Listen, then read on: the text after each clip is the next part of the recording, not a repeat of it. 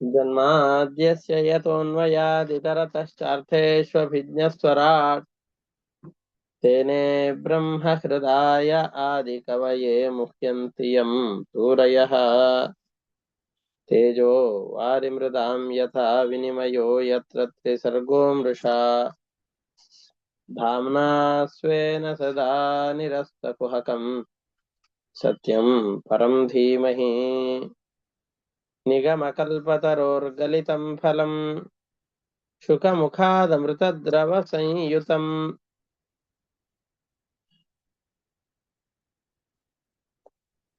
पिबत भागवतं रसमालयं मुहुरहो रसिकाः भुवि भावुकाः दारिद्र्यदुःखज्वरदाहितानां मायापिशाची परिमर्दितानां संसारसिन्धौ परिपातितानां क्षेमाय वै भागवतं प्रगर्जति साङ्केत्यं पारिहास्यं वा स्तोभं हेलनमेव वा वैकुण्ठनामग्रहणम् अशेषाखहरं विदुः श्रीगुरुभ्यो नमः हरिः ओम्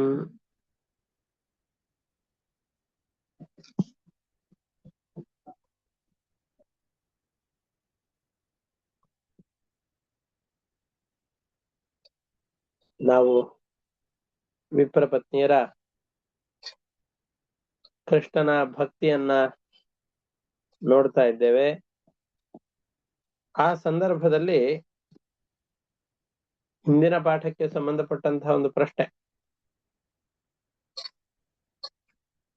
ಕೃಷ್ಣ ಸ್ನಾನದ ಸಂದರ್ಭದಲ್ಲಿ ನಗ್ನವಾಗಿದ್ದುಕೊಂಡು ಸ್ನಾನ ಮಾಡಬಾರದು ವ್ರತದಲ್ಲಿದ್ದವರು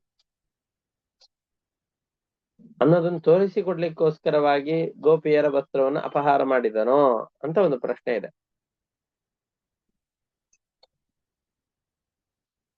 ಅದನ್ನ ತೋರಿಸಿಕೊಡ್ಲಿಕ್ಕೆ ಅನ್ನೋದೊಂದು ಕಾರಣ ಹೌದಾದ್ರೂ ಅದೇ ಪ್ರಧಾನ ಕಾರಣ ಅಲ್ಲ. ಪ್ರಾಯಶ್ಚಿತ್ತಕ್ಕೋಸ್ಕರವಾಗಿ ಇಷ್ಟು ದಿನಗಳ ಕಾಲ ಅವರು ಈ ರೀತಿಯಾಗಿ ವ್ರತದ ಸ್ನಾನವನ್ನು ಮಾಡಿಬಿಟ್ಟಿದ್ದಾರೆ. ಹೀಗೆ ಆಯ್ತು ಅಂತಂದು ಹೇಳಿದ್ರೆ ಆ ವ್ರತ ಪರಿಪೂರ್ತಿ ಆಗೋದಿಲ್ಲ. ನಾವು ಕೃಷ್ಣನ ಬಳಿಯಲ್ಲಿ ಶರಣಾಗತರಾದೆವು ಅಂತಾದರೆ ಆವಾಗ ಯಾವ ಕರ್ಮಗಳಾದರೂ ಅದರಲ್ಲಿ ನ್ಯೂನತೆಗಳಿದ್ರು ಆ ನ್ಯೂನತೆಗಳೆಲ್ಲವೂ ಪರಿಹೃತವಾಗಿ ಆ ಕರ್ಮಗಳ ಪರಿಪೂರ್ಣತೆ ಪ್ರಾಪ್ತವಾಗುತ್ತೆ. ಹಾಗೆಯೇ ಇವರು ಅನೇಕ ತಿಂಗಳುಗಳ ಕಾಲ ಮಾಡಬೇಕಾದಂತಹ ಕಾತ್ಯಾಯನಿ ವ್ರತ, ಕಾತ್ಯಾಯನಿ ಅಂತಂದ್ರೆ ಲಕ್ಷ್ಮೀದೇವಿ, ಆ ಲಕ್ಷ್ಮೀದೇವಿಯನ್ನ ಒಲಿಸಿಕೊಳ್ಳುವಂತಹ ವ್ರತವನ್ನ, ಯಾಕೆಂದ್ರೆ ಕೃಷ್ಣನನ್ನ ವಿವಾಹವಾಗಬೇಕಾಗಿದೆ. ಇವರು ಕೃಷ್ಣನನ್ನು ವಿವಾಹವಾಗಬೇಕು ಅಂತಂದ್ರೆ ಮದುವೆಯಾಗುವಂತಹ ಸ್ತ್ರೀಯರಲ್ಲಿ ಲಕ್ಷ್ಮೀದೇವಿಯ ಸನ್ನಿಧಾನ ಇರಬೇಕು. ಇಲ್ಲ ಅಂತಂದ್ರೆ ಕೃಷ್ಣ ಅವರನ್ನ ಸ್ಪರ್ಶಿಸಿಯೂ ಸ್ಪರ್ಶಿಸಲಾರ.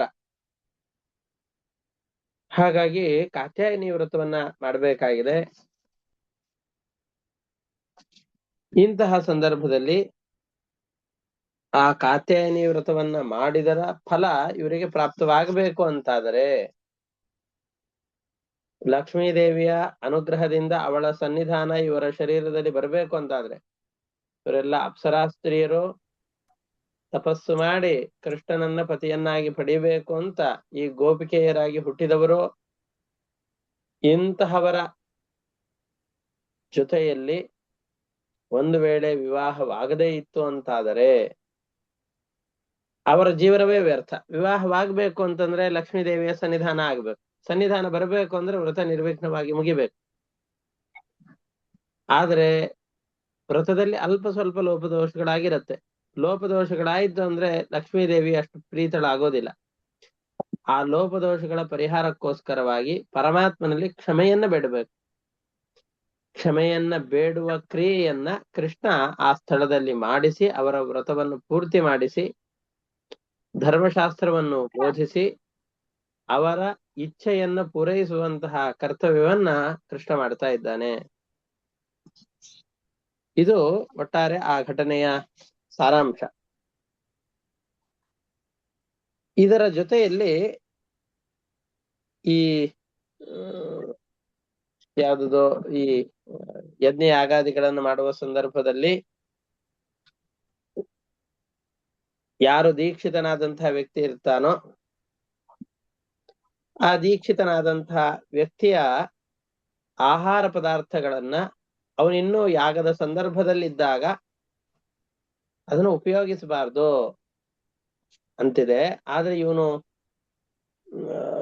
ಬ್ರಾಹ್ಮಣ ಕುಮಾರರು ಬ್ರಾಹ್ಮಣರೆಲ್ಲ ಯಾಗವನ್ನು ಮಾಡುವ ಸಂದರ್ಭದಲ್ಲಿ ಗೋಪಾಲರೆಲ್ಲ ಬಂದು ಕೊಡು ಅಂತ ಕೇಳಿದಾಗ ಕೊಡದೇ ಇದ್ದದ್ದು ತಪ್ಪಲ್ವೇ ಅಂತ ಪ್ರಶ್ನೆ ಬಂದ್ರೆ ಅದಕ್ಕೆ ಗೋಪಾಲಕರು ಕೂಡ ಜ್ಞಾನಿಗಳೇ, ದೇವತೆಗಳು, ಅವರು ಕೂಡ ಸುಮ್ನೆ ಏನೋ ಒಂದನ್ನು ಬೇಕು, ತಮಗ್ ಬೇಕಾಗಿದೆ, ಯಾಗದಲ್ಲಿ ಅದನ್ನು ಕೊಡುವಂತಹ ಸಂದರ್ಭ ಇಲ್ಲದೆ ಹೋದರೂ ಕೂಡ, ಅದನ್ನು ಕೊಡ್ಲಿಕ್ಕೆ ಅವಕಾಶ ಇಲ್ಲದೆ ಹೋದರೂ ಕೂಡ ಬಂದು ಕೇಳಿದ್ದಾರೆ. ಹಾಗಲ್ಲ, ಕೊಡ್ಲಿಕ್ಕೆ ಅವಕಾಶ ಇದೆ. ಯಾಗದಲ್ಲಿ ಅನೇಕ ಹಂತಗಳಿರತ್ತೆ. ಮೊದಲಿಗೆ ನಾಂದಿ ಸ್ಥಾಪನೆ ನಾವೆಲ್ಲ ಮಾಡೋದಿಲ್ವಾ, ನಾಂದಿ ಸ್ಥಾಪನೆ ಇರತ್ತೆ. ಆಮೇಲೆ ಅಗ್ನಿ ಪ್ರತಿಷ್ಠಾಪನೆ ಅಂತ ಇರತ್ತೆ. ಅಗ್ನಿ ಪ್ರತಿಷ್ಠಾಪನೆ ಆದ್ಮೇಲೆ ಈ ದೇವತೆಗಳ ಆವಾಹನೆ ಅಂತ ಇರುತ್ತೆ. ಅದಾದ್ಮೇಲೆ ಆಹುತಿಗಳು ಅಂತ ಇರತ್ತೆ. ಆಹುತಿಗಳ ನಂತರದಲ್ಲಿ ಪ್ರಧಾನ ಹೋಮ ಪ್ರಾರಂಭವಾಗತ್ತೆ. ಹೋಮದ ನಂತರದಲ್ಲಿ ಮತ್ತೆ ಈ ದಿಗ್ದೇವತೆಗಳ ಆರಾಧನೆ ಅಂತ ಇರುತ್ತೆ. ಕೊನೆಗೆ ಪೂರ್ಣಾಹುತಿ ಅಂತ ಇರುತ್ತೆ. ನೈವೇದ್ಯ ಮುಂತಾದ ಕ್ರಿಯೆಗಳೆಲ್ಲ ಇರುತ್ತೆ. ಈ ರೀತಿಯಾಗಿ ಆ ಯಾಗಗಳ ಅನೇಕ ಹಂತಗಳಿದೆ. ಹಾಗೆ ಇಲ್ಲಿಯೂ ಕೂಡ ಒಂದು ಹಂತದವರೆಗೂ ಯಜಮಾನನ ಅನ್ನವನ್ನ ತಿನ್ನಕೂಡುದು ಅಂತ ಶಾಸ್ತ್ರದಲ್ಲಿದೆ. ಅದು ವಪಾಹೋಮ ಅಂತ ಒಂದು ಯಾಗವನ್ನು ಹೇಳ್ತಾರೆ. ಆ ವಪಾಹೋಮ ಅಂತಂದು ಹೇಳಿದ್ರೆ ಹಾಗೆ ಎಕ್ಸಾಕ್ಟ್ಲಿ ಅರ್ಥವನ್ನು ಹೇಳೋದು ಅಂತಾದ್ರೆ, ತದ್ವತ್ತಾದ ಅರ್ಥವನ್ನು ಹೇಳೋದು ಅಂತಾದ್ರೆ, ಪ್ರಾಣಿಗಳ ಶರೀರದಲ್ಲಿ ಒಂದು ಅಂಗ ಇರತ್ತೆ ವಪ ಅಂತ. ಆ ಪ್ರಾಣಿಗಳನ್ನು ಕೂಡ ಈ ಯುಗಾಂತರದಲ್ಲಿ ಯಾಗಕ್ಕೆ ಅಂತ ಬಳಸ್ತಾ ಇದ್ರು. ಪ್ರಾಣಿಗಳ ಬಲಿಯನ್ನು ಕೊಡ್ತಾ ಇದ್ರು. ನಾವು ಅಶ್ವಮೇಧ ಯಾಗ ಮುಂತಾದವುಗಳಲ್ಲಿ ನಾವು ನೋಡಿದ್ದೇವೆ. ಅಂತಹ ಪ್ರಾಣಿಗಳ ಶರೀರದ ಒಂದು ಅಂಗ ವಪ ಅಂತ. ಆ ವಪಾವನ್ನ ತೆಗೆದು ಯಾಗದ ಅಗ್ನಿಯಲ್ಲಿ ಆಹುತಿಯನ್ನು ಕೊಡಬೇಕು. ಆ ಯಾಗದ ಅಂಗ ಆದ ತತ್ಕ್ಷಣದಲ್ಲಿ ಆ ನಂತರದಲ್ಲಿ ದೀಕ್ಷಿತನ ಅನ್ನವನ್ನು ದಾನ ಮಾಡಬಹುದು. ಆ ಭಾಗ ಮುಗಿದು ಹೋಗಿದೆ ಈಗ. ಅದರಿಂದಾಗಿ ನಮಗೆ ಆಹಾರವನ್ನು ಕೊಡು ಅಂತ ಬ್ರಾಹ್ಮಣರ ಬಳಿಯಲ್ಲಿ ಬಂದು ಗೋಪಾಲಕರು ಕೇಳ್ತಾ ಇದ್ದಾರೆ. ಆದರೆ ಇವರಿಗೆ ಪೂರ್ತಿಯಾದ ಪರಿಜ್ಞಾನ ಇಲ್ಲ. ಕೊಡಬಹುದೋ ಇಲ್ವೋ, ಯಾಕೆಂದ್ರೆ ಈ ಅಂಗ ಮುಗಿದಿದೆ ಹೌದು, ಆದ್ರೆ ಕೊಡದೇ ಇರ್ಬೇಕು ಅನ್ನುವಂತಹ ಅನೇಕ ಪ್ರಮಾಣಗಳಿದ್ದಾಗ ಕೊಡಬಹುದೋ ಬೇಡವೋ ಅಂತ ಬಹಳ ಸಂದೇಹ ಇದ್ದಿದ್ರಿಂದಾಗಿ ಕೊಡಬಾರ್ದು ಅಂತ ಅವರಿಗೆ ನಿಶ್ಚಯ ಇಲ್ಲ. ಆದ್ರೂ ಕೊಡಬೇಕು ಅನ್ನುವಂತಹ ದೃಢವಾದ ನಿರ್ಧಾರವೂ ಇಲ್ಲ. ಯಾಕೆ ಅಂತಂದ್ ಹೇಳಿದ್ರೆ, ಕೊಡಬಹುದು ಅಂತ ಆದ್ರೆ ಕೊಟ್ರೆ ಮತ್ತೆಲ್ಲಿ ನಮಗೆ ಅನರ್ಥ ಬರುತ್ತೋ, ಶಾಸ್ತ್ರಗಳಲ್ಲಿ ಇದನ್ನ ನಿಷೇಧ ಮಾಡಿದ್ದಾರೆ. ಆದ್ರೆ ಕೃಷ್ಣನಿಗೆ ಕೊಡಬಾರ್ದು ಅನ್ನುವ ಮನಸ್ಸು ಇಲ್ಲ. ಹಾಗಾಗಿ ಕೊಡ್ತೇವೆ ಅಂತ ಬಾಯಿ ತೆಗೆದು ಹೇಳಿಲ್ಲ, ಕೊಡೋದಿಲ್ಲ ಅಂತನೂ ಅವ್ರು ಬಾಯಿ ಬಿಟ್ಟು ಹೇಳಲಿಕ್ಕೆ ಆಗ್ತಾ ಇಲ್ಲ. ಹಾಗಾಗಿ ಅವರು ಸುಮ್ಮನೆ ಇದ್ದಾರೆ. ಗೋಪಾಲಕರೆಲ್ಲ ನಿರಾಶೆಯಿಂದ ವಾಪಸ್ಸು ಬಂದಿದ್ದಾರೆ. ಕೃಷ್ಣನ ಬಳಿಯಲ್ಲಿ ರಾಮಕೃಷ್ಣರ ಬಳಿಯಲ್ಲಿ ಗೋಪಾಲಕರೆಲ್ಲ ಹಾಗೆ ಹೇಳಿದ್ದಾರೆ. ಜ್ಞಾನಿಗಳಾದಂತಹ ಬ್ರಾಹ್ಮಣರು ಪಾಪ ಕೊಡ್ಬೇಕು ಅಂತ ಅಂದುಕೊಂಡಿದ್ದಾರೆ. ಆದ್ರೆ ಶಾಸ್ತ್ರದ ನಿಷೇಧ ಇದೆಯೋ ಎಂಬಂತಹ ಕಾರಣದಿಂದ ಕೊಡೋದಿಲ್ಲ ಅಂತನೂ ಹೇಳಿಲ್ಲ, ಕೊಡ್ತೇವೆ ಅಂತನೂ ದೃಢವಾಗಿ ಹೇಳ್ತಾ ಇಲ್ಲ. ಹಾಗಾಗಿ ನಾವೇನ್ ಮಾಡ್ಬೇಕು, ಕೃಷ್ಣ ನಮಗೆ ಹಸುವನ್ನು ತಡಿಲಿಕ್ಕೆ ಆಗ್ತಾ ಇಲ್ಲ ಅಂತ ಕೇಳಿದಾಗ ಕೃಷ್ಣನಿಗೆ ಇದೆಲ್ಲ ಗೊತ್ತಿತ್ತು, ಈ ತರವೇ ಆಗತ್ತೆ ಅಂತ ಗೊತ್ತಿತ್ತು.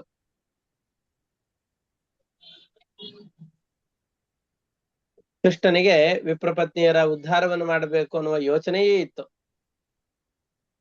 ಅದಕ್ಕೆ ಗೊಲ್ಲರಿಗೆಲ್ಲ ಹೇಳ್ತಾ ಇದ್ದಾನೆ, ನೋಡು, ಈಗ ಅಲ್ಲಿಗೆ ಹೋಗ್ಬೇಡಿ, ನೀವು ಗೋಪಾಲಕರ ಯಾರು ಬ್ರಾಹ್ಮಣರು ಯಾರಿದ್ದಾರೋ ಅವರ ಪತ್ನಿಯರ ಬಳಿಯಲ್ಲಿ ಹೋಗಿ, ಅವರು ಖಂಡಿತವಾಗಿಯೂ ಕೂಡ ನಿಮಗೆ ಆಹಾರ ಪದಾರ್ಥಗಳನ್ನು ಕೊಟ್ಟು ಕಳಿಸ್ತಾರೆ. ನಿಮಗೆ ಹೊತ್ತುಕೊಂಡು ಬರ್ಲಿಕ್ಕೆ ಆಗದೆ ಇರುವಷ್ಟು ಆಹಾರ ಪದಾರ್ಥಗಳನ್ನ ರಾಮಕೃಷ್ಣರಿಗೆ ಅಂತ ಕೇಳಿದಿರಿ ಅಂತ ಆದ್ರೆ ಕೊಟ್ಟು ಕಳಿಸ್ತಾರೆ ಅಂತ ಹೇಳಿ ಕೃಷ್ಣ ಹೇಳ್ತಾನೆ, ಮಾಂ ಜ್ಞಾಪಯತ ಪತ್ನಿಭ್ಯ ಸಸಂಕರ್ಷಣಮಾಗತಂ ದಾಸ್ಯಂತಿ ಕಾಮಮನ್ನಂಬಹ ಸ್ನಿಗ್ಧ ಮೈಯುಷಿತಾ ಧಿಯ. 10ನೇ ಸ್ಕಂದದ 21ನೇ ಅಧ್ಯಾಯದ 14ನೇ ಶ್ಲೋಕ. ವಿಪ್ರಪತ್ನಿಯರ ಬಳಿಯಲ್ಲೆಲ್ಲ ಕೃಷ್ಣ ಬಲರಾಮನ ಜೊತೆಯಲ್ಲಿ ಬಂದಿದ್ದಾನೆ. ಗೋಗಳೆಲ್ಲವನ್ನು ಕೂಡ ಮೇಯಿಸ್ತಾ ಇದ್ದಾನೆ. ಬಹಳ ಆಯಾಸಗೊಂಡಿದ್ದಾನೆ, ಹಸಿವಾಗಿದೆ, ನಿಮ್ಮ ಬಳಿಯಲ್ಲಿ ಆಹಾರಕ್ಕೋಸ್ಕರ ಅಂತ ಕೇಳ್ತಾ ಇದ್ದಾನೆ ಅಂತ ವಿಪ್ರಪತ್ನಿಯರ ಬಳಿಯಲ್ಲಿ ಹೋಗಿ ಕೇಳಿ ಅಂತ ಕೃಷ್ಣ ಹೇಳ್ತಾ ಇದ್ದಾನೆ. ಇವರೆಲ್ಲ ಹೋದ್ರು. ಅಲ್ಲಿಗೆ ಹೋದಾಗ ಚೆನ್ನಾಗಿ ಅಲಂಕಾರ ಮಾಡ್ಕೊಂಡಿದ್ದಾರೆ. ಆಹಾರ ಪದಾರ್ಥಗಳನ್ನ ಸಜ್ಜು ಮಾಡಿಕೊಂಡು, ಆಹಾರ ಪದಾರ್ಥಗಳನ್ನ ಸಿದ್ಧ ಮಾಡಿ ಇಟ್ಟುಕೊಂಡು ಯಾವಾಗ ನೈವೇದ್ಯಕ್ಕೆ ಅಂತ ಕರೀತಾರೋ ಅಂತ ಕಾಯ್ತಾ ಕೂತಿದ್ದಾರೆ. ಪಾಪ ಚೆನ್ನಾಗಿ ಅಲಂಕಾರ ಮಾಡಿಕೊಂಡು, ಯಾಕೆಂದ್ರೆ ಇವರೆಲ್ಲ ದೀಕ್ಷಿತರಾದಂತಹ ಬ್ರಾಹ್ಮಣನ ಪತ್ನಿಯರು. ಎಲ್ಲ ಬ್ರಾಹ್ಮಣರು ಯಜ್ಞ ಯಾಗಾದಿಗಳಲ್ಲಿ ನಿರತರಾಗಿದ್ದಾರೆ. ಇವರು ಕೂಡ ಪಾಕಶಾಲೆಯಲ್ಲಿ ಚೆನ್ನಾಗಿ ಅಡಿಗೆ ಮಾಡಿಬಿಟ್ಟು ಪರಮ ಪುರುಷನಾದಂತಹ ಪರಮಾತ್ಮನ ಆರಾಧನೆಗೆ ಅಂತ ಸಜ್ಜಾಗಿ ನಿಂತಿದ್ದಾರೆ. ಅವರನ್ನು ನೋಡಿ ನಮಸ್ಕಾರ ಮಾಡ್ತಾ ಇದ್ದಾರೆ, ವಿನೀತರಾಗಿ ಕೇಳ್ತಾ ಇದ್ದಾರೆ, ನೀವೆಲ್ಲ ಜ್ಞಾನಿಗಳಾದಂತಹ ಬ್ರಾಹ್ಮಣರ ಆಗಿದ್ದೀರಿ. ನಾವು ಕೃಷ್ಣನ ಮಾತುಗಳನ್ನು ಹೊತ್ತು ತಂದಿದ್ದೇವೆ. ಸಮೀಪದಲ್ಲಿಯೇ ಕೃಷ್ಣ ಇದ್ದಾನೆ, ಅವನೇ ನಿಮ್ಮ ಬಳಿಯಲ್ಲಿಯೇ ಹೋಗಿ ಕೇಳಬೇಕು ಅಂತ ಹೇಳಿದ್ದಾನೆ ಅಂತ ಇವರು ತಮ್ಮ ಮಾತನ್ನ ನಿವೇದನೆ ಮಾಡ್ತಾ ಇದ್ದಾರೆ. ಗತ್ವಾಥ ಪತ್ನಿ ಶಾಲಾಯಾಂ ದೃಷ್ಟ್ವಾ ಸೀನಾ ಸ್ವಲಂಕೃತಾಃ ತತ್ವಾ ದ್ವಿಜ ಸತೀರ್ ಗೋಪಾಃ ಪ್ರಶ್ರಿತ ಇದಮಬ್ರುವನ್. ಆ ವಿಪ್ರಪತ್ನಿಯರನ್ನು ನೋಡ್ತಾ ಇದ್ದಾರೆ, ನಮಸ್ಕಾರ ಮಾಡಿ ಹೇಳ್ತಾ ಇದ್ದಾರೆ, ನಮೋ ವೋ ದ್ವಿಜ ಪತ್ನಿಭ್ಯೋ ನಿಬೋಧ ವಚಾಂಸಿನಃ ಇತೋ ಅವಿದೂರೇ ಚರತ ಕೃಷ್ಣೇನ ಪ್ರೇಷಿತ ವಯಂ. ಬ್ರಾಹ್ಮಣರ ಪತ್ನಿಯರಾದಂತಹ ನಿಮ್ಮೆಲ್ಲರಿಗೂ ಕೂಡ ಭಕ್ತಿಪೂರ್ವಕವಾದ ಸಭಕ್ತಿ ಶ್ರದ್ಧವಾದ ನಮಸ್ಕಾರಗಳು. ನಮ್ಮ ಮಾತುಗಳನ್ನು ಕೇಳಿ. ಸಮೀಪದಲ್ಲಿಯೇ ಕೃಷ್ಣ ಇದ್ದಾನೆ. ನಿಮ್ಮ ಈ ಯಜ್ಞ ಯಾಗಾದಿಗಳು ಹಾಕುವಂತಹ ಈ ಶಾಲೆಯ ಸಮೀಪದಲ್ಲಿಯೇ ಕೃಷ್ಣ ಇದ್ದಾನೆ. ಅವನೇ ನಮ್ಮೆಲ್ಲರನ್ನು ಕೂಡ ನಿಮ್ಮ ಬಳಿಯಲ್ಲಿ ಹೋಗಿ ಅಂತ ನಾವೇನೋ ನಮ್ಮ ಬಯಕೆಯನ್ನು ಕೃಷ್ಣನ ಮುಂದಿಟ್ಟಿದ್ದೇವೆ. ನಿಮ್ಮ ಈ ಬಯಕೆಯನ್ನ ಬ್ರಾಹ್ಮಣರ ಪತ್ನಿಯರೆಲ್ಲ ಪೂರೈಸ್ತಾರೆ, ಅವರ ಬಳಿಯಲ್ಲಿ ಹೋಗಿ ನನ್ನ ಮಾತು ಅಂತ ಹೇಳಿ ಅಂತ ಹೇಳಿದ್ದಾನೆ. ಗಾಶ್ಚಾರಯನ್ಸ ಗೋಪಾಲೈಃ ಸ ರಾಮೋ ದೂರಮಾಗತಃ ಬುಭುಕ್ಷಿ ತಸ್ಯಾನ್ನಂ ಸಾನುಗಸ್ಯ ಪ್ರದೀಯತಾಂ. ಬಲರಾಮ ಗೋಪಾಲಕರು ಎಲ್ಲರನ್ನ ಸೇರಿಸಿಕೊಂಡು ಕೃಷ್ಣ ಬಹಳ ದೂರದಿಂದ ಮೇಯಿಸ್ತಾ ಬಂದಿದ್ದಾನೆ. ಸಮೀಪದಲ್ಲಿಯೇ ಇದ್ದಾನೆ. ಬಹಳ ಹಸಿವಾಗಿದೆ ಕೃಷ್ಣನಿಗೆ. ಅವನಿಗೆ ಅನ್ನವನ್ನ ಕೊಡು. ಅವನಿಗಷ್ಟೇ ಅಲ್ಲ, ಅವನ ಪರಿವಾರಕ್ಕೂ ನಮ್ಮೆಲ್ಲರಿಗೂ ಕೂಡ ಅನ್ನವನ್ನ ಕೊಡಿ ಅಂತ ಕೇಳ್ತಾ ಇದ್ದಾರೆ. ಅವರಿಗೆಲ್ಲ ಮಹಾಜ್ಞಾನಿಗಳವರು. ಈ ವಿಪ್ರವನ ಪತ್ನಿಯರು ಯಾರಿದ್ದಾರಲ್ಲ, ಸಾಕ್ಷಾತ್ ದೇವತೆಗಳೇ ಅವತಾರ ಮಾಡಿದವರು. ಇವರಿಗೆ ಯಜ್ಞ ಯಾಗಾದಿಗಳಲ್ಲಿ ಅವರ ಪತಿ ನಿರತರಾಗಿದ್ದಾರೆ. ಅವರಿಗೆ ಜ್ಞಾನದ ಜೊತೆಯಲ್ಲಿ ಭಕ್ತಿ ಇದೆ, ಇವ್ರಿಗೊಂದು ಅಂಶ ಭಕ್ತಿ ಹೆಚ್ಚಿಗೆ ಇದೆ. ಕೃಷ್ಣ ಕೇಳಿದ್ದಾನೆ ಅಂತಂದ್ರೆ ಏನ್ ಕೇಳ್ತಾನೋ ಅದನ್ನ ಕೊಟ್ಟು ಬಿಡ್ಬೇಕು ಅಂತ ವಿಚಾರ ಮಾಡುವಂತಹ ಇದಿಲ್ಲ, ಆ ವ್ಯವಧಾನ ಇಲ್ಲ. ತತ್ಕ್ಷಣದಲ್ಲಿ ಕೃಷ್ಣ ಕೇಳಿದ್ದಾನೆ, ಕೃಷ್ಣ ಮಾಡು ಅಂತ ಹೇಳಿದ್ದಾನೆ ಅಂತಂದ್ರೆ ನಮ್ಮ ಕರ್ತವ್ಯ ಅದನ್ನ ಮಾಡುವುದಷ್ಟೇ. ಅವನು ಪರಮಾತ್ಮ ಅನ್ನುವ ಸ್ಪಷ್ಟವಾದ ಪರಿಕಲ್ಪನೆ ಇದೆ. ಬಾಲ್ಯದಿಂದ ಆರಂಭಿಸಿಕೊಂಡು ಕೃಷ್ಣನ ಕಥೆಯನ್ನು ಕೇಳಿ ಕೇಳಿ ಕೇಳಿ ಕೃಷ್ಣ ಮೇಲೆ ಅತಿಶಯವಾದ ಪ್ರೀತಿ ಇದೆ. ಯಾರೂ ಕೃಷ್ಣನನ್ನು ನೋಡಿದವರಲ್ಲ ಇವರು, ಆದರೂ ಕೃಷ್ಣನ ಕಥೆಯನ್ನು ಕೇಳಿದ್ದಾರೆ. ಆ ಕಥೆಗಳನ್ನ ಕೇಳಿ ಕೇಳಿ ಅದರಲ್ಲಿ ಮನಸೋರೆಗೊಂಡಿದ್ದಾರೆ ಇವರು. ಅವರ ದರ್ಶನವನ್ನ ಮಾಡಿಕೊಳ್ಬೇಕು ಅಂತ ಬಹಳ ಉತ್ಸುಕರಾಗಿದ್ದಾರೆ. ಬಹಳ ಪ್ರೀತಿ. ಕೃಷ್ಣನ ದರ್ಶನ ಮಾಡ್ಕೊಳ್ಳೇಬೇಕು ನಾವು. ಕೃಷ್ಣನ ದರ್ಶನ ಇಲ್ಲದೆ ಹೋದರೆ ನಮ್ಮ ಜೀವನ ವ್ಯರ್ಥ ಅಂತಂದುಕೊಂಡು ಕೃಷ್ಣನನ್ನು ಯಾವಾಗ ನೋಡಿಯೇವೋ ಅಂತ ಅಂದುಕೊಳ್ತಾ ಇದ್ದಾರೆ. ಯಾಕೆಂದ್ರೆ ಅಲ್ಲಿವರೆಗೂ ಕೃಷ್ಣನ ದರ್ಶನ ಆಗಿಲ್ಲ. ಯಾರ ದರ್ಶನ ಆಗ್ಬೇಕು ಅಂತ ನಾವಿಷ್ಟು ದಿವಸಗಳ ಕಾಲ ಕಾಯ್ತಾ ಕೂತಿದ್ದೇವೋ ಆ ಕೃಷ್ಣನೇ ಈಗ ನಮ್ಮ ಸಮೀಪಕ್ಕೆ ಬಂದಿದ್ದಾನೆ. ಅವನಿಗಾಗಿ ಅನ್ನವನ್ನ ಬೇಡ್ತಾ ಇದ್ದಾನೆ. ತನ್ನ ಪರಿವಾರದವರಿಗೆ ನಾವು ಸಿದ್ಧಪಡಿಸಿದ ಆಹಾರವನ್ನು ಕೇಳ್ತಾ ಇದ್ದಾನೆ ಅಂತ ಹೇಳಿದಾಗ ಬಹಳ ಸಂತೋಷ ಉಂಟಾಯ್ತು, ಕಾತರತೆ ಉಂಟಾಯ್ತು, ತ್ವರೆಯನ್ನು ಉಂಟು ಮಾಡ್ತಾ ಇದ್ದಾರೆ. ತಾವು ಮಾಡುವ ಕೆಲಸದಲ್ಲಿ ಗಡಿಬಿಡಿಯನ್ನು ಉಂಟು ಮಾಡ್ತಾ ಇದ್ದಾರೆ. ಶ್ರುತ್ವಾಚ್ಯುತಮುಪಾಯಾಂತಂ ನಿತ್ಯಂ ತದ್ದರ್ಶನೋತ್ಸುಕಾಃ ತಥಾ ತತ್ಕಥಾ ಕ್ಷಿಪ್ತ ಮನಸಃ ಬಭೂವುರ್ಜಾತ ಸಂಭ್ರಮಾಃ. ಆ ಕೃಷ್ಣನ ಸಮೀಪವನ್ನ ಪಡಿಬೇಕು, ಕೃಷ್ಣನನ್ನ ನೋಡ್ಬೇಕು ಅಂತ ಅಂದುಕೊಂಡಂತ ಇವರೆಲ್ಲ ಕೃಷ್ಣನೇ ನಮ್ಮ ಹತ್ರಕ್ಕೆ ಬಂದಿದ್ದಾನೆ ಅಂತ ಅಂದುಕೊಂಡು ಅವನೇ ತಮ್ಮನ್ನ ಆಹಾರಕ್ಕೆ ಸಿದ್ಧ ಮಾಡಿ ಕಳಿಸಿ ಅಂತ ಆದೇಶ ಮಾಡಿದ್ದಾನೆ, ಅವನ ಆದೇಶ ಬಂದಿದೆ ಅಂತ ತಿಳಿದುಕೊಂಡು ಬಹಳ ಕಾತರವಾಗಿದೆ, ಸಂತೋಷ ಉಂಟಾಗಿದೆ. 4 ಬಗೆಯ ಆಹಾರಗಳು, ಭಕ್ಷ್ಯ, ಭೋಜ್ಯ, ಲೇಹ್ಯ, ಪೇಯ ಅಂತ. ಭಕ್ಷ್ಯ ಅಂತಂದ್ರೆ ಮುರಿದುಕೊಂಡು ತಿನ್ನುವಂತಹದ್ದು. ಯಾವುದು ನಾವು ಈ ಸ್ವೀಟು ಅವು ಇವು ಎಲ್ಲ ಮಾಡಿರ್ತಾರಲ್ಲ, ಅದು ಬೋಂಡ, ಇವೆಲ್ಲ ಭಕ್ಷ್ಯಗಳು. ಭೋಜ್ಯ ಅಂತಂದ್ ಹೇಳಿದ್ರೆ ಒಂದರ ಜೊತೆಯಲ್ಲಿ ಇನ್ನೊಂದನ್ನ ಕಲಸ್ಕೊಂಡು ತಿಂತೇವಲ್ಲ, ಅದೆಲ್ಲ ಭೋಜ್ಯ. ಅನ್ನದ ಜೊತೆಗೆ ಸಾರು, ಅನ್ನದ ಜೊತೆಯಲ್ಲಿ ಹುಳಿ, ಎಲ್ಲ ಭೋಜ್ಯ ಪದಾರ್ಥಗಳು. ಲೇಹ್ಯ ಅಂತಂದ್ರೆ ನೆಕ್ಕೋದು ಅಥವಾ ವ್ಯಂಜನಗಳು ಅಂತ ಮೇಲ್ಗಡೆಯಲ್ಲಿ ಎಲೆ ಮೇಲ್ಗಡೆ ಭಾಗದಲ್ಲೆಲ್ಲ ಹಾಕಿರ್ತಾರಲ್ಲ, ಕೋಸುಂಬ್ರಿ, ಆಮೇಲೆ ಯಾವ್ದು ಚಟ್ನಿ, ಪಲ್ಯಗಳು, ಇವೆಲ್ಲ ಲೇಹ್ಯ ಅಂತ ಕರೆಸಿಕೊಳ್ಳುತ್ತವೆ. ಪೇಯ ಕುಡಿಯುವಂತಹದ್ದು, ಈಗ ತಿಳಿಯಾಗಿ ಮಾಡಿದಂತಹ ಪಾಯಸ ಮುಂತಾದವುಗಳು. ಒಟ್ಟು ಭೋಜನಗಳನ್ನು ಈ 4 ವಿಭಾಗದಲ್ಲಿ ಮಾಡಿದ್ದಾರೆ. ಅದರಲ್ಲಿ ಷಡ್ರಸಾನ್ನ ಅಂತ ಕರೀತಾರೆ. ಮುಂದೆ 4 ತರದ ಆಹಾರಗಳು, ಅದರಲ್ಲಿ ಷಡ್ರಸಗಳು ಇತ್ತಂತೆ. ಯಾವ ಷಡ್ರಸಗಳು?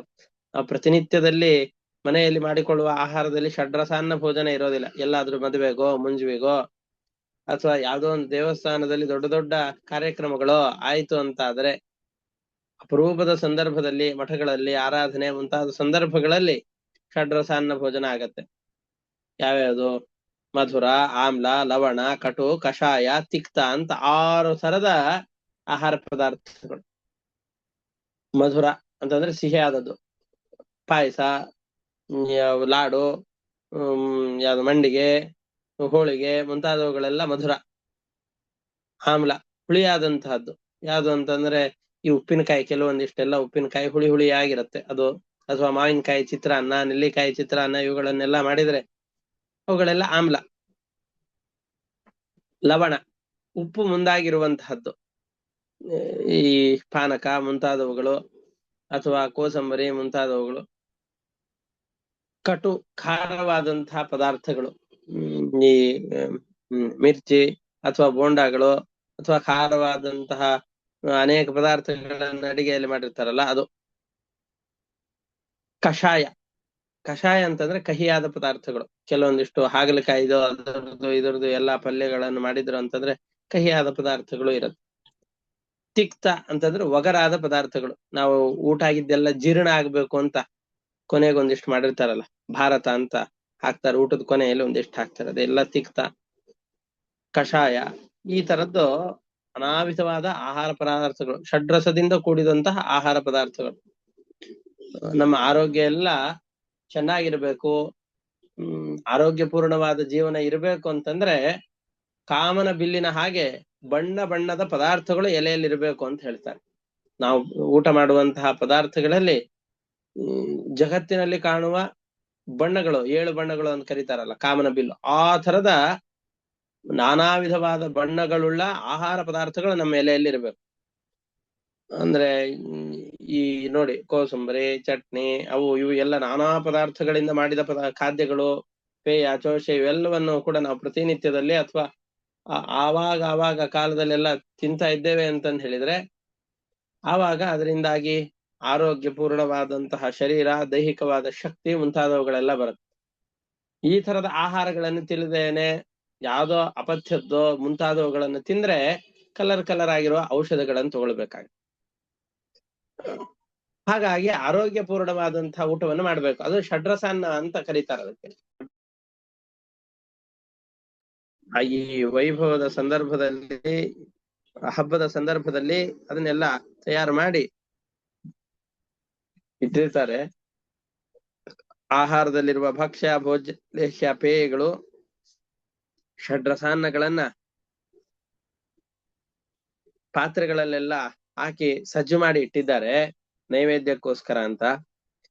ಕೃಷ್ಣ ಕರೀತಾ ಇದ್ದಾನೆ, ಎಲ್ರು ಬರಬೇಕು, ನಮಗೆ ಆಹಾರವನ್ನು ಕೊಡ್ಬೇಕು, ಇವ್ರ ಕಡೆ ಕೊಟ್ಟು ಕಳಿಸ್ಬೇಕು ಅಂತ ಹೇಳಿದರೆ ನಾವು ಕಳಿಸ್ಕೊಡೋದಿಲ್ಲ ಅಂತಂದ್ರು.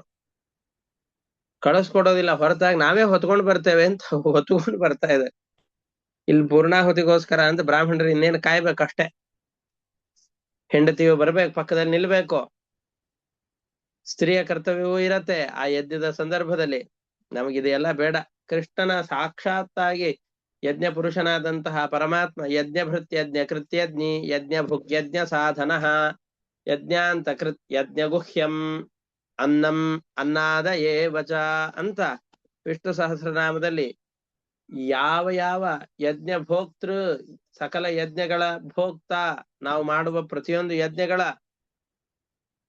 ಫಲವನ್ನು ಕೊಡುವವನು, ನಮಗೆ ಒಂದೊಂದು ತೊತ್ತಿನ ಅನ್ನವನ್ನು ಕೊಡುವವನು, ಸುಖವನ್ನು ಕೊಡುವವನು, ತೃಪ್ತಿಯನ್ನು ಕೊಡುವವನು ಅಂತ ಶಾಸ್ತ್ರಗಳಲ್ಲೆಲ್ಲ ಹೇಳ್ತಾ ಇದ್ದಾರೋ ಅಂತಹ ಸಾಕ್ಷಾತ್ ಪರಮಾತ್ಮನೇ ನಮ್ಮ ಎದುರಿನಲ್ಲಿ ಬಂದು ನಿಂತಿದ್ದಾನೆ. ಅವನೇ ಆಹಾರವನ್ನು ಬೇಡ್ತಾ ಇದ್ದಾನೆ.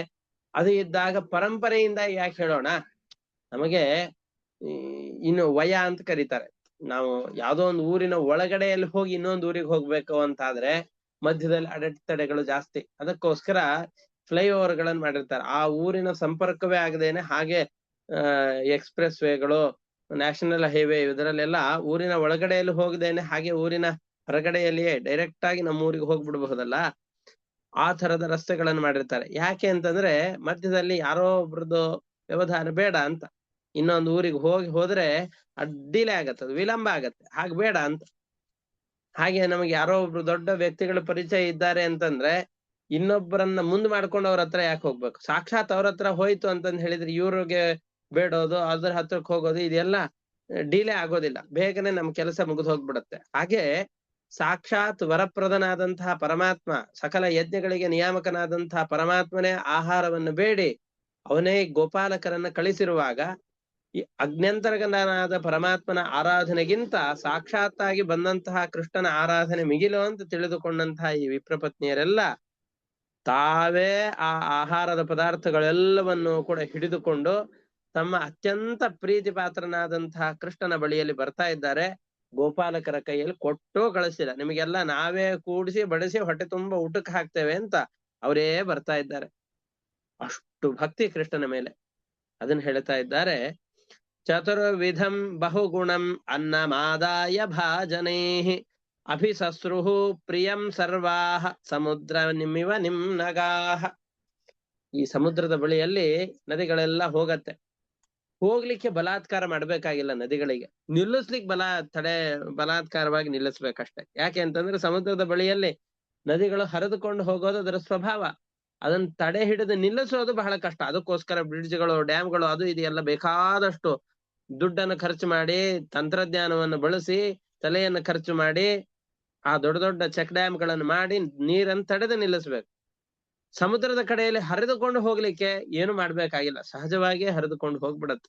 ಹಾಗೆ ಸಮುದ್ರದ ಕಡೆಯಲ್ಲಿ ನದಿಗಳೆಲ್ಲ ಸಹಜವಾಗಿ ಹರಿದುಕೊಂಡು ಹೋಗುವ ಹಾಗೆ ಕೃಷ್ಣನಲ್ಲಿ ಸಹಜವಾದ ಪ್ರೀತಿ ಇರುವಂತಹ ಈ ವಿಪ್ರಪತ್ನಿಯರೆಲ್ಲ, ಇವರೆಲ್ಲ ಕೃಷ್ಣ ನಿಮ್ಮ ಬಳಿಯಲ್ಲಿ ಬಂದು ಅನ್ನವನ್ನ ಬೇಡ್ತಾ ಇದ್ದಾನೆ, ಅವನಿಗೆ ಅನ್ನ ಬೇಕು ಅಂತ ಕೇಳ್ತಾ ಇದ್ದಾರೆ ಅಂತ ಹೇಳಿದ ಕ್ಷಣದಲ್ಲಿ ಯಾವುದೇ ಸಂಕೋಚಕ್ಕೂ ಅವಕಾಶ ಇಲ್ಲದೆ ಇರೋ ಹಾಗೆ ವೇಗವಾಗಿ ಹೋಗಿ ಕೃಷ್ಣನ ಬಳಿಯಲ್ಲಿ ಈ ಆಹಾರ ಪದಾರ್ಥಗಳನ್ನು ಸಲ್ಲಿಸ್ಲಿಕ್ಕೆ ಅಂತ ಸಿದ್ಧರಾಗಿ ನಿಂತಿದ್ದಾರೆ. ಯಾಕೆ?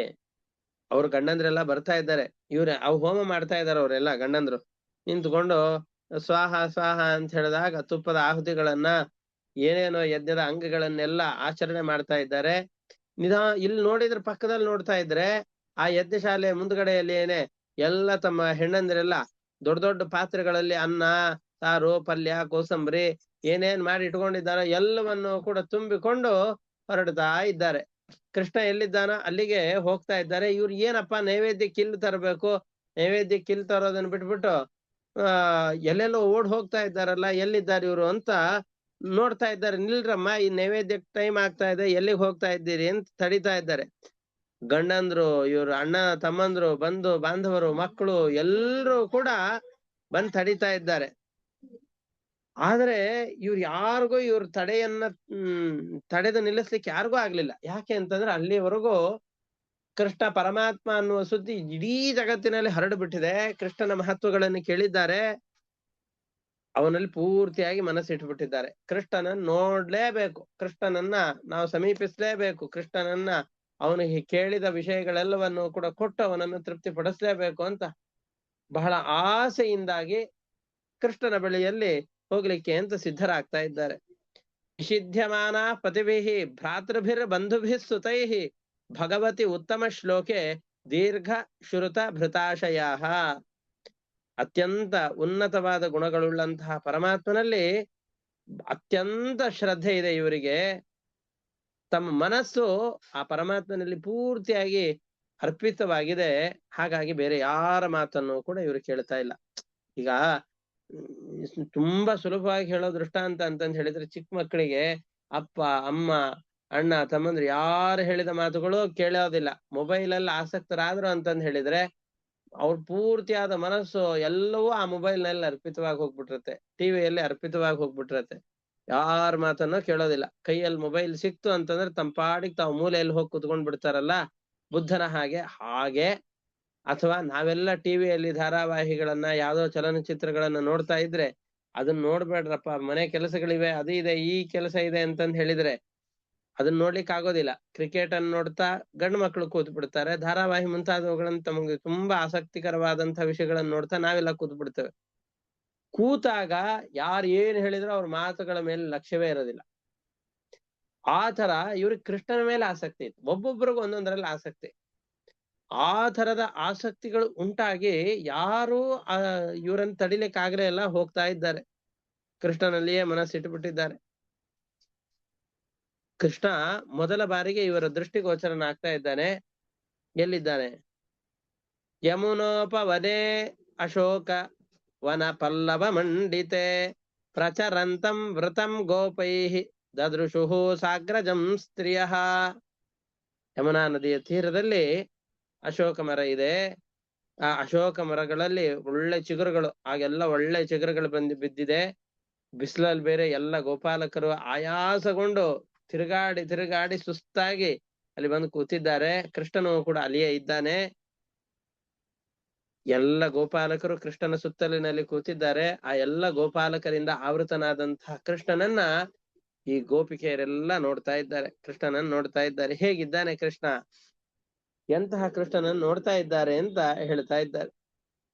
ಶ್ಯಾಮಂ ಹಿರಣ್ಯ ಪರಿಧಿಂ ವನ ಮಾಲ್ಯ ಬರಹ ಧಾತು ಪ್ರವಾಲ ನಟವೇಶಮನುವ್ರತಾಂಸೆ ವಿನ್ಯಸ್ತ ಹಸ್ತಮಿತರೇಣ ಧುನಾನಮಬ್ಜಂ ಕರ್ಣೋತ್ಪಲಾಲಕ ಕಪೋಲ ಮುಖಾಬ್ಜಹಾಸಂ. ಶ್ಯಾಮವರ್ಣದವನು ಒಳ್ಳೆ ಪೀತಾಂಬರವನ್ನ ಧರಿಸಿದ್ದಾನೆ. ವನಮಾಲೆ, ನವಿಲುಗರಿ ಎಲ್ಲ ಇವುಗಳನ್ನ ತೊಟ್ಟಿದ್ದಾನೆ. ಒಬ್ಬ ಗೋಪಾಲಕರ ಮೇಲೆ, ಸ್ನೇಹಿತರ ಹೆಗಲ ಮೇಲೆ ಇನ್ನೊಬ್ಬ ಸ್ನೇಹಿತ ಕೈಯನ್ನಿಟ್ಟುಕೊಂಡು ಕೂಡುವ ಹಾಗೆ ಮತ್ತೊಬ್ಬ ಗೋಪಾಲಕನ ಹೆಗಲ ಮೇಲೆ ಕೃಷ್ಣ ಕೈಯನ್ನು ಹಾಕಿದ್ದಾನೆ.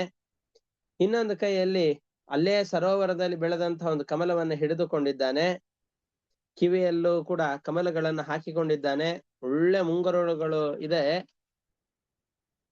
ಒಳ್ಳೆ ಮಂದಹಾಸ ಮುಖದಲ್ಲಿ ಕಾಣಿಸ್ತಾ ಇದೆ. ನೋಡಿದರೆ ಮುಖವನ್ನ ಮತ್ತೊಮ್ಮೆ ಪಕ್ಕದಲ್ಲಿ ತಿರುಗಿಸ್ಲಿಕ್ಕೆ ಸಾಧ್ಯ ಇಲ್ಲ. ಅಂತಹ ಸುಂದರವಾದ ಮನೋಹರವಾದಂತಹ ಆಕರ್ಷಣೆಯುಳ್ಳಂತಹ ಕೃಷ್ಣನ ಮುಖವನ್ನು ನೋಡ್ತಾ ಇದ್ದಾರೆ.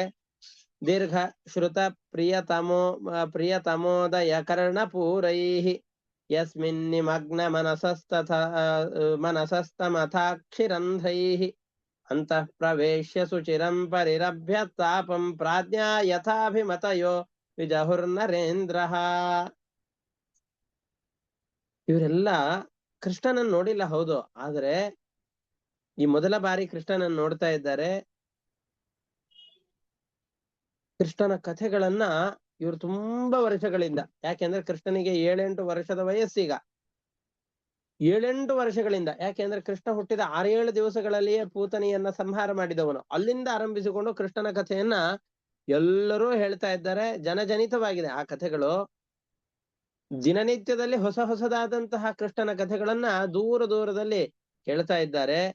ದೂರದ ಸ್ಥಳದಿಂದಾಗಿ ಕೃಷ್ಣನ ಕಥೆಗಳನ್ನ ಕೇಳಿ ಕೃಷ್ಣನಲ್ಲಿಯೇ ಪೂರ್ತಿಯಾಗಿ ಮನಸ್ಸನ್ನು ಇಟ್ಟಿದ್ದಾರೆ. ಕಣ್ಣುಗಳ ಮುಖಾಂತರವಾಗಿ ಆ ಕೃಷ್ಣನನ್ನು ನೋಡಿದಾಗ ಪೂರ್ತಿಯಾಗಿ ಹೃದಯದಲ್ಲಿ ಕೃಷ್ಣನನ್ನ ಸ್ಥಾಪಿಸಿಕೊಂಡು ಬಿಟ್ರು.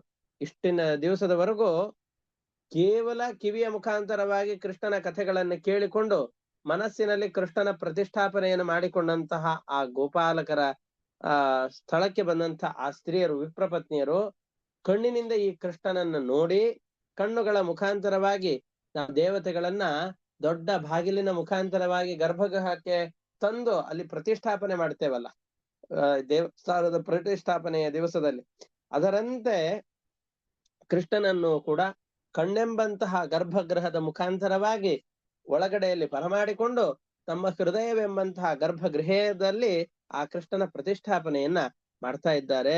ಒಳಗಡೆಯಲ್ಲಿ ಆ ಕೃಷ್ಣನನ್ನ ಗಟ್ಟಿಯಾಗಿ ಆಲಿಂಗನ ಮಾಡಿಕೊಳ್ಳುತ್ತಾ ಇದ್ದಾರೆ. ಮನಸ್ಸಿನಲ್ಲಿಯೇ ಪ್ರತಿಷ್ಠಾಪನೆ ಮಾಡಿದಂತಹ ಆ ಕೃಷ್ಣನನ್ನ ಮನಸ್ಸಿನಿಂದಲೇ ಗಟ್ಟಿಯಾಗಿ ಆಲಿಂಗನ ಮಾಡಿಕೊಳ್ಳುತ್ತಾ ಇದ್ದಾರೆ. ಆ ಮಗುವನ್ನ ಮುದ್ದಾಡಿಸ್ತಾ ಇದ್ದಾರೆ. ಆ ಮಗುವನ್ನ ಮುದ್ದಾಡಿಸಿ, ತಾಯಿ ತನ್ನ ಮಗುವನ್ನ ಮುದ್ದಾಡಿಸಿ ತನ್ನ ಪ್ರೀತಿಯನ್ನ ತೋರಿಸಿಕೊಳ್ಳುವಂತೆ, ತನ್ನ ಸಂಸಾರದ ದುಃಖಗಳನ್ನ ಮರೆಯುವಂತೆ ಈ ಕೃಷ್ಣನೆಂಬ ಜಗದೇಕ ಗುರುವಾದಂತಹ, ಇಡೀ ಜಗತ್ತಿಗೆ ತಂದೆಯಾದಂತಹ ಕೃಷ್ಣನನ್ನ ಬಾಲ್ಯ ರೂಪದಲ್ಲಿ ತುಂಬಾ ಚಿಕ್ಕದಾದಂತಹ ಮೂರ್ತಿಯನ್ನ ಮನಸ್ಸಿನಲ್ಲಿ ಪ್ರತಿಷ್ಠಾಪನೆ ಮಾಡಿ ಆ ಕೃಷ್ಣನನ್ನ ಮಗು ಅಂತ ಭಾವಿಸಿಕೊಂಡು ಇಡೀ ಜಗತ್ತಿಗೆ ತಂದೆಯಾದಂತಹ ಕೃಷ್ಣನನ್ನ ಆಲಿಂಗಿಸಿಕೊಂಡು ತಮ್ಮ ಮನಸ್ಸಿನಲ್ಲಿರುವಂತಹ ಸಾಂಸಾರಿಕವಾದ ಯಾವ್ಯಾವ ದುಃಖಗಳಿವೆಯೋ ಆ ಎಲ್ಲ ದುಃಖಗಳನ್ನು ಕೂಡ ಪರಿಹಾರ ಮಾಡಿಸಿಕೊಳ್ತಾ ಇದ್ದಾರೆ. ಇಡೀ ಜಗತ್ತಿನ ಮರೆವನ್ನ ಆ ಸ್ಥಳದಲ್ಲಿ ಇವರು ಹೊಂದುತ್ತಾ ಇದ್ದಾರೆ ಅಂತ ಹೇಳ್ತಾ ಇದ್ದಾರೆ. ಅಂತಃ ಪ್ರವೇಶ್ಯ ಸುಚಿರಂ ಪರಿರಭ್ಯ ತಾಪಂ ಪ್ರಾಜ್ಞಾ ಯಥಾಭಿಮತಯೋ ವಿಜಹುರ್ನರೇಂದ್ರ. ಬೆಳಗಿನಿಂದ ಇಡೀ ದಿವಸ ಬಿಸಿಲಿನ ತಾಪಕ್ಕೆಲ್ಲ ಬಳಲಿ ಬೆಂಡಾಗಿ ಬಹಳ ದುಃಖಿತರಾದಂತಹ ಜನ ಚಂದ್ರನ ಈ ಮುಖವನ್ನು ನೋಡಿ, ಚಂದ್ರನ ಆಗಮನವನ್ನು ನೋಡಿ ತಂಪಾದಂತಹ ಇಡೀ ಪ್ರದೇಶವನ್ನ ಹೇಗೆ ಮನಸ್ಸಿನಿಂದಾಗಿ ಅಭಿನಂದಿಸಿ ಅದನ್ನು ಸ್ವೀಕಾರ ಮಾಡ್ತಾರೋ ಅದರಂತೆ ಇವರು ಕೂಡ ಪ್ರೀತಿಯಿಂದಾಗಿ ಆ ಇಡೀ ಸಂದರ್ಭದಲ್ಲಿ ಇಡೀ ಆ ಪರಿಸರದ ವಾತಾವರಣವೆಲ್ಲವೂ ಕೂಡ ಕೃಷ್ಣನ ಸನ್ನಿಧಾನದಿಂದ ಮಠ ಮಧ್ಯಾಹ್ನ ಇದು, ಅಡಿಗೆ ಎಲ್ಲ ಬಿಸಿ ಬಿಸಿಯಾದ ಅಡಿಗೆ ಇದೆ, ಯಜ್ಞದ ಪೂರ್ಣಾಹುತಿಯ ಸಂದರ್ಭ, ಬೆಳಗ್ಗಿನಿಂದ ರಾತ್ರಿಯವರೆಗೂ ಇವರೆಲ್ಲ ಗೋಪಾಲಕರು ತಿರುಗಾಡಿಸಿ ಬರುವಂತಹದ್ದೇ ಇವರ ಕರ್ತವ್ಯ. ಮಠ ಮಧ್ಯಾಹ್ನದಲ್ಲಿ ಎಲ್ಲ ಗೋವುಗಳನ್ನ ಮೇಯಿಸಿ ಸುಸ್ತಾಗಿ ಬಂದ ನೆರಳಿನಲ್ಲಿ ಕೂತವರು. ಅಂತಹ ಇವರು ಮಧ್ಯಾಹ್ನದ ಸಂದರ್ಭದಲ್ಲಿ ಕೃಷ್ಣನನ್ನು ನೋಡಿದರೆ, ಹುಣ್ಣಿಮೆಯ ಚಂದ್ರನನ್ನ ನೋಡಿದಾಗ ಬೇಸಿಗೆಯ ತಾಪವನ್ನು ಮರೆತು ಮನಸ್ಸೆಲ್ಲ ಆಹ್ಲಾದಗೊಳ್ಳುವ ಹಾಗೆ ಇವರ ಮನಸ್ಸಿನ ಸಂತಾಪ ಎಲ್ಲ ಕಳೆದು ಪರಿಪೂರ್ಣವಾದಂತಹ ಮನಸ್ಸಿನಿಂದ ಕೃಷ್ಣನನ್ನ ಅಲಂಗಿಸಿಕೊಳ್ತಾ ಇದ್ದಾರೆ. ತಾಸ್ತಥಾ ತ್ಯಕ್ತ ಸರ್ವಾಶಾಃ ಪ್ರಾಪ್ತ ಆತ್ಮದಿದೃಕ್ಷಯ ವಿಜ್ಞಾಯಾಖಿಲ ದೃಷ್ಟ್ಯಾ ಪ್ರಾಹ ಪ್ರಹಸಿತಾನನಃ. ನೋಡಿ, ಇವ್ರು ಹಾಗೆ ಬಂದಿಲ್ಲ. ಈಗ ಎಷ್ಟು ಸಿಟ್ಟು ಬಂದಿರ್ಬೇಕು. ಬ್ರಾಹ್ಮಣರೆಲ್ಲ ಯಜ್ಞದ ಪೂರ್ಣಾಹುತಿಯ ಸಂದರ್ಭದಲ್ಲಿದ್ದಾರೆ. ನಿಲ್ರಿ, ಈಗ ಯಜ್ಞದ ಕೊನೆಯ ಸಂದರ್ಭ ಬಂದಿದೆ, ಇಳಿಯಬೇಕು, ನೈವೇದ್ಯಾದಿಗಳನ್ನ ಇಲ್ಲಿ ಮಾಡ್ಬೇಕು ಅಂತ ಹೇಳ್ತಾ ಇದ್ದಾರೆ. ಆಗೋದಿಲ್ಲ ಅಂತ ಯಾರೋ ಒಬ್ರು ಮನೆಯಲ್ಲಿ ಬಹಳ ಖರ್ಚು ಮಾಡಿ ಮಗಳ ಮದುವೆಯನ್ನು ಮಾಡ್ತಾ ಇರ್ತಾರೆ, ಕನ್ಯಾಧಾರೆಯನ್ನು ಮಾಡಿಕೊಡ್ಬೇಕು. ಆ ಸಂದರ್ಭದಲ್ಲಿ ಒಂದ್ 10 ನಿಮಿಷ ತಡವಾಗಿ ಬಂದ್ಬಿಟ್ರು ಅಂತಂದ್ರೆ ಮದುವೆಗಳಲ್ಲೆಲ್ಲ ದೊಡ್ಡ ದೊಡ್ಡ ಗಲಾಟೆಗಳಾಗಿ ಹೋಗ್ಬಿಡುತ್ತೆ. ಅಂತಹ ಸಂದರ್ಭದಲ್ಲಿ ಇವರು ಅನೇಕ ದಿವಸಗಳ ಕಾಲ ನಡೆಸಿಕೊಂಡಂತಹ ಯಜ್ಞ ಯಾಗಾದಿಗಳ ಸಂದರ್ಭದ ಕೊನೆಯ ಭಾಗ ಇದು, ಕೊನೆಯ ಹಂತ ಇದು, ಪೂರ್ಣ ಆಹುತಿ ಆಗುವಂತಹ ಸಂದರ್ಭ. ಇದರಲ್ಲಿ ಇದಕ್ಕೋಸ್ಕರ ಸಿದ್ಧ ಮಾಡಿದಂತಹ ಎಲ್ಲ ಆಹಾರ ಪದಾರ್ಥಗಳನ್ನು ತೆಗೆದುಕೊಂಡು ತಾವೂ ಸಹಿತವಾಗಿ ಕೃಷ್ಣ ಎಲ್ಲಿದ್ದಾನೆ ಅಲ್ಲಿ ಬರ್ತಾ ಇದ್ದಾರೆ. ಇವ್ರು ಈ ಕಡೆ ಬಂದ್ರು ಅಂದ್ರೆ ಯಾಗ ಪೂರ್ತಿ ಆಗೋದಿಲ್ಲ ಅಂತ ಅರ್ಥ. ಇವ್ರ ಅಣ್ಣಂದ್ರು, ತಮ್ಮಂದ್ರು, ಅತ್ತೆ, ಮಾವಂದ್ರು ಯಾರ್ಯಾರಿದ್ದಾರೆ ಎಲ್ರು ಹೋಗ್ಬೇಡ್ರಿ, ನಿಲ್ರಿ, ಯಾಗದ ಪರಿಪೂರ್ತಿ ಆಗ್ಬೇಕು ಅಂತ ಕೇಳ್ತಾ ಇದ್ದಾರೆ. ಯಾರ ಮಾತನ್ನು ಕೇಳ್ತಾ ಇಲ್ಲ. ತಮ್ಮ ಮಕ್ಕಳು, ಗಂಡ, ಇವ್ರು ಯಾರು ಹೇಳ್ತಾ ಇದ್ದಾರೆ, ಯಾರ ಮಾತನ್ನು ಕೇಳ್ತಾ ಇಲ್ಲ. ಇಡೀ ಜಗತ್ತಿಗೆ ಒಡೆಯನಾದಂತಹ ಕೃಷ್ಣ ಕರೆದಿದ್ದಾನೆ ಅಂತಂದ್ರೆ ಇನ್ಯಾರು ಅವನ ಮಾತನ್ನ ನಿರ್ಲಕ್ಷಿಸ್ಲಿಕ್ಕೆ ಸಾಧ್ಯ? ನಾವಿರೋದೇ ಅವನ ಮಾತನ್ನ ನಡೆಸುವ ಉದ್ದೇಶದಿಂದ ಅಂತ ಇವ್ರು ಎಲ್ಲರನ್ನ ನಿರ್ಲಕ್ಷ್ಯ ಮಾಡಿ ಬಂದಿದ್ದಾರೆ ಅಂತ ಕೃಷ್ಣನಿಗೆ ಗೊತ್ತಾಗಿದೆ. ಪತಿ ಪುತ್ರರು ಮೊದಲಾದಂತಹ ಸಕಲ ಜಗತ್ತನ್ನು ತಮ್ಮ ಎಲ್ಲ ಬಯಕೆಗಳನ್ನ ಮೀರಿ ತಮಗೆ ಮುಂದೆ ಇವರೆಲ್ಲರನ್ನು ಬಿಟ್ಟು ಬಂದಿದ್ರಿಂದ ಏನ್ ಅನರ್ಥಗಳಾಗತ್ತೋ ಆ ಅನರ್ಥಗಳು ಯಾವುದರ ಬಗ್ಗೆಯೂ ಯೋಚಿಸದೇನೆ ಕೃಷ್ಣ ಕರೆದಿದ್ದಾನೆ, ಅವನಿಗೆ ಆಹಾರವನ್ನು ಕೊಡಬೇಕು ಎಂಬ ಒಂದೇ ಒಂದು ಉದ್ದೇಶವನ್ನು ಇಟ್ಟುಕೊಂಡು ಇವರೆಲ್ಲ ಬಂದಿದ್ದಾರೆ ಅಂತ ಕಂಡಾಗ ಇವ್ರಿಗೇನೂ ಆಗದೆ ಇರುವ ಹಾಗೆ ನೋಡಿಕೊಳ್ಳುವ ಜವಾಬ್ದಾರಿ ಕೃಷ್ಣನದ್ದು. ಯಾಕೆ ಅಂತಂದ್ರೆ ಕೃಷ್ಣನದ್ದು ಹಾಗೆ ಇದೆ ಅಲ್ಲ, ಮಾಮೇ ಭಕ್ತ ಪ್ರಣಶ್ಯತಿ, ನನ್ನ ಭಕ್ತರು ಯಾರಿದ್ದಾರೋ ಅವ್ರಿಗೆ ಎಂದಿಗೂ ಅನರ್ಥವಾಗಲಾರದು, ನಾನು ಅವರನ್ನು ನೋಡಿಕೊಳ್ಳುವ ಜವಾಬ್ದಾರಿಯನ್ನು ಹೊತ್ತವನು. ಕೃಷ್ಣನ ಆದೇಶ ಅಲ್ವ, ಕೃಷ್ಣನ ಅಭಯ ಅಲ್ವಾ. ಈಗ ಆ ಜವಾಬ್ದಾರಿ ಕೃಷ್ಣನ ಮೇಲಿದೆ. ಆ ಕೃಷ್ಣ ನಗುಮುಖದಿಂದಾಗಿ ಅವ್ರ ಎಲ್ಲರ ಜೊತೆಯಲ್ಲಿ ಮಾತನಾಡ್ತಾ ಇದ್ದಾನೆ.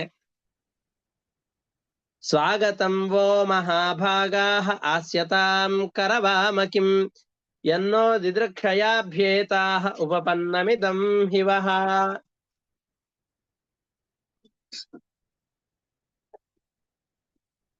ನೀವೆಲ್ಲ ಇಲ್ಲಿ ಬಂದಿದ್ದೀರಿ, ನಿಮಗೆ ಸ್ವಾಗತ, ಬನ್ನಿ. ಯಾಕೆಂದ್ರೆ ತಾಯಿಯರ ವಯಸ್ಸಾಗಿದೆ ಇವರೆಲ್ಲರಿಗೂ, ಚಿಕ್ಕ ಬಾಲಕರವರು. ಎಷ್ಟು ಒಳ್ಳೆ ಸಂಸ್ಕಾರ ಮಕ್ಕಳಲ್ಲಿ ಇರಬೇಕು ಅನ್ನೋದನ್ನ ತೋರಿಸಿಕೊಡ್ತಾ ಇದ್ದಾರೆ. 7-8 ವಯಸ್ಸಿನ ಬಾಲಕರೆಲ್ಲ ಅತಿಥಿಗಳು ಯಾರಾದ್ರೂ ಬಂದಿದ್ದಾರೆ ಅಂತಾದ್ರೆ ಅವರನ್ನು ಹೇಗೆ ಸ್ವಾಗತಿಸಬೇಕು, ಮನೆ ಕರಿಬೇಕು, ಒಳಗಡೆಯಲ್ಲಿ ಕೂಡಿಸ್ಬೇಕು, ಕೂಡಿಸಿ ಅವ್ರಿಗೆ ಏನಾದ್ರೂ ಬೇಕಾ ಅಂತ ಕೇಳಬೇಕು. ಕೇಳಿ ಯಾವ್ದಕ್ಕೋಸ್ಕರ ಬಂದಿದ್ದೀರಿ, ನನ್ನಿಂದ ನಿಮಗೇನು ಸಹಾಯ ಆಗಬಹುದು ಅಂತ ನಾವು ಮಕ್ಕಳಿಂದ ಅಪೇಕ್ಷೆ ಪಡ್ತೇವಲ್ಲ, ಅದು ಎಲ್ಲವನ್ನು ಕೃಷ್ಣ ಮಾಡ್ತಾ ಇದ್ದಾನೆ. ಸ್ವಾಗತಂಬೋ ಮಹಾಭಾಗಾಹ, ತಾವೆಲ್ಲ ಮಹಾಪತಿವ್ರತೆಯರು, ಪತಿಯ ಕಾರ್ಯದಲ್ಲಿ ನಿಷ್ಣಾತರಾದವರು, ನಿರತರಾದವರು, ತಾವೆಲ್ಲ ಇಲ್ಲಿಗೆ ಬಂದಿದ್ದೀರಿ, ಕೂತ್ಕೊಳ್ಳಿ. ನಾವು ನಿಮಗೋಸ್ಕರ ಅಂತ ಏನ್ ಮಾಡೋಣ ಹೇಳಿ. ನೀವೆಲ್ಲ ನಮ್ಮನ್ನು ನೋಡ್ಬೇಕು ಅಂತ ಕಾತರವಾಗಿ ಬಂದಿದ್ದೀರಿ ಅಂತ ಗೊತ್ತು. ಇಲ್ಲಿಗೆ ಬಂದಿದ್ದೀರಿ. ನಿಮ್ಮಂತಹ ವ್ಯಕ್ತಿಗಳು ಯಾಕೆ ಇಲ್ಲಿಗೆ ಬರ್ತಾರೆ ಅಂತಂದ್ರೆ ಆತ್ಮನ ಉನ್ನತಿ. ಭಗವಂತನ ಸಮೀಪಕ್ಕೆ ಬಂದ್ರು ಅಂತಂದ್ರೆ ಸಿಗುವಂತಹ ದೊಡ್ಡ ಪ್ರಯೋಜನ ಏನು? ಆತ್ಮದ ಉನ್ನತಿ. ಜೀವ ಉತ್ತಮ ಅಂತ ಕರೆಸಿಕೊಳ್ತಾನೆ. ಶ್ರದ್ಧೆಯಿಂದ ತಾನು ಮಾಡುವ ಕರ್ಮಗಳನ್ನ ಮತ್ತಾಗಿ ಮಿಗಿಲಾಗಿ ಆ ಕರ್ಮಗಳಲ್ಲಿ ತನ್ನನ್ನು ತಾನು ತೊಡಗಿಸಿಕೊಳ್ತಾನೆ. ಹಾಗಾಗಿ ಭಗವಂತನ ಪ್ರೀತಿಗೋಸ್ಕರ, ಆತ್ಮನ ಉನ್ನತಿಗೋಸ್ಕರವಾಗಿ ಎಲ್ಲ ಜನರು ಕೂಡ ಭಗವಂತನಲ್ಲಿ ವಿಶೇಷವಾದ ಭಕ್ತಿಯನ್ನು ಮಾಡ್ತಾರೆ. ನೀವು ಕೂಡ ನಿರ್ನಿಮಿತ್ತವಾಗಿ ಯಾವುದೋ ಒಂದು ಪ್ರತಿಫಲದ ಅಪೇಕ್ಷೆ ಇಲ್ಲದೇನೆ ಭಗವಂತನಲ್ಲಿ ಭಕ್ತಿ ಅಭಿವೃದ್ಧಿ ಆಗಬೇಕು, ಭಗವಂತನು ನಮ್ಮಲ್ಲಿ ಪ್ರೀತನಾಗಬೇಕು, ಭಗವಂತನನ್ನು ನಾವು ಕಾಣಬೇಕು ಅನ್ನುವಂತಹ ನಿಸ್ವಾರ್ಥವಾದ ಬಯಕೆಯಿಂದ, ತಮಗೆ ಯಾವುದೋ ಒಂದು ಸಾಂಸಾರಿಕವಾದಂತಹ ಸುಖದ ಲಾಭದ ಆಸೆ ಇಲ್ಲದೇನೆ ನನ್ನಲ್ಲಿ ಪ್ರೀತಿಯನ್ನು ಮಾಡಿಕೊಂಡು ಇಲ್ಲಿವರೆಗೂ ಬಂದಿದ್ದೀರಿ. ನನ್ವದ್ಧ ಮೈ ಕುರ್ವಂತಿ ಕುಶಲಾಹ ಸ್ವಾರ್ಥ ದರ್ಶನಾಹ ಅಹೈತುಕಿ ಅವ್ಯವಹಿತಾಂ ಭಕ್ತಿಂ ಆತ್ಮಪ್ರಿಯೇ ಯಥಾ. ಅತ್ಯಂತ ಪ್ರಿಯರಾದಂತಹ ವ್ಯಕ್ತಿಗಳಲ್ಲಿ ಹೇಗೆ ಮಗುವಿನಲ್ಲಿ ನಿಸ್ವಾರ್ಥವಾದ ಪ್ರೀತಿ ಇದೆಯೋ ಹಾಗೆಯೇ ನಿಮಗೆ ನನ್ನಲ್ಲಿ ನಿಸ್ವಾರ್ಥವಾದಂತಹ ಪ್ರೀತಿ ಇದೆ. ಆ ಪ್ರೀತಿಯಿಂದಾಗಿ ಇಲ್ಲೆಲ್ಲರೂ ಕೂಡ ಬಂದಿದ್ದೀರಿ, ನನ್ನಲ್ಲಿ ಆ ಪ್ರೀತಿಯನ್ನು ಮಾಡ್ತಾ ಇದ್ದೀರಿ. ಯಾಕೆ? ಪರಮಾತ್ಮ ಒಂದು ಅದ್ಭುತವಾದ ಮಾತನ್ನು ಹೇಳ್ತಾನೆ. ಇದು ನನ್ನಲ್ಲಿ ನೀವು ಪ್ರೀತಿಯನ್ನು ಮಾಡ್ತಾ ಇದ್ದೀರಲ್ಲ, ಇದು ದೊಡ್ಡದಲ್ಲ. ನಮಗೆ ಮನೆ ಪ್ರಿಯಕರವಾಗತ್ತೆ, ತಂದೆ ತಾಯಿಗಳು ಪ್ರಿಯಕರರಾಗ್ತಾರೆ, ಮದುವೆ ಆದ ಹೆಂಡತಿ ಪ್ರಿಯಕರಳಾಗ್ತಾಳೆ, ಮಕ್ಕಳು ಪ್ರಿಯಕರರಾಗ್ತಾರೆ, ನಮ್ಮ ಇಂದ್ರಿಯಗಳು ನಮಗೆ ಪ್ರಿಯಕರವಾಗತ್ತೆ, ನನ್ನ ಕೈ ಕಾಲುಗಳು, ನನ್ನ ಕಣ್ಣು, ಕಿವಿ, ಮೂಗು, ಬಾಯಿ, ಹಲ್ಲುಗಳು, ನನ್ನ ಕೂದಲು, ನಾನು ತೊಟ್ಟುಕೊಂಡಂತಹ ಬಟ್ಟೆಗಳು, ನಾನು ಧರಿಸಿದಂತಹ ಕನ್ನಡಕ ಆಗಿರಬಹುದು, ನಾನು ಪ್ರತಿನಿತ್ಯದಲ್ಲಿ ಉಪಯೋಗಿಸುವಂತಹ ವಸ್ತುಗಳು, ಇವೆಲ್ಲ ನನಗೆ ಪ್ರಿಯಕರವಾದದ್ದು.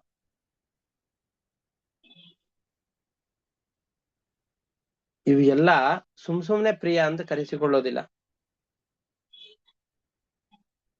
ಆ ಪದಾರ್ಥದ ಒಳಗಡೆಯಲ್ಲಿ ಸನ್ನಿಹಿತನಾದಂತಹ ಪರಮಾತ್ಮನಿಂದಾಗಿ ಇವುಗಳು ಇವನಿಗೆ ಪ್ರಿಯ ಅಂತ ಕರೆಸಿಕೊಳ್ಬೇಕು ಅಂತ ಪರಮಾತ್ಮನ ಪ್ರೇರಣೆ ಇದ್ದಿದ್ರಿಂದ ಅವುಗಳು ಪ್ರಿಯ ಅಂತ ಕರೆಸಿಕೊಳ್ಳುತ್ತವೆ. ಪರಮಾತ್ಮನ ಇಚ್ಛೆ ಇದ್ದು ಇವನಿಗೆ ಇದು ಪ್ರಿಯ ಆಗಬೇಕು ಅಂತ ಅವನ ಇಚ್ಛೆ ಇತ್ತು ಅಂತಂದ್ರೆ ಆ ವಸ್ತುಗಳು ನಮಗೆ ಪ್ರಿಯವಾಗತ್ತೆ. ಒಂದೇ ವಸ್ತುಗಳೇ ಒಬ್ಬನೇ ವ್ಯಕ್ತಿಗೆ ಒಂದು ಕಾಲದಲ್ಲಿ ಪ್ರಿಯವಾಗತ್ತೆ, ಇನ್ನೊಂದು ಕಾಲದಲ್ಲಿ ಅಪ್ರಿಯವಾಗತ್ತೆ. ಹಸಿವಿನಿಂದ ಬಳಲಿದಂತಹ ವ್ಯಕ್ತಿಗೆ ಅನ್ನ ಬಹಳ ಪ್ರಿಯ.